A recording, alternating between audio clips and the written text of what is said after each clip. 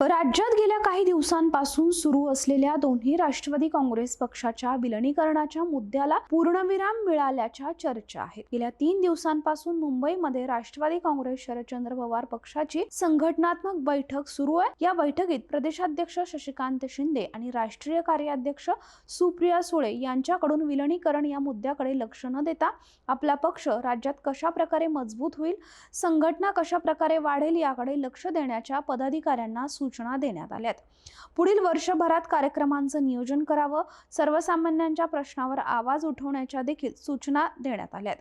मे महिन्यात जिल्हाध्यक्ष त्यानंतर राज्यातील सर्व तालुका अध्यक्ष यांचं देखील शिबिर होणार असल्याची पदाधिकाऱ्यांना माहिती आहे। आज देखील बलाड पियर येथील राष्ट्रवादी काँग्रेस शरदचंद्र पवार पक्षाच्या संघटनात्मक बैठका घेण्यात येणार आहेत। आज मुंबई विभागाची आढावा बैठक ही प्रदेशाध्यक्ष शशिकांत शिंदे आणि राष्ट्रीय कार्याध्यक्ष सुप्रिया सुळे यांच्या उपस्थितीत पार पडणार आहे।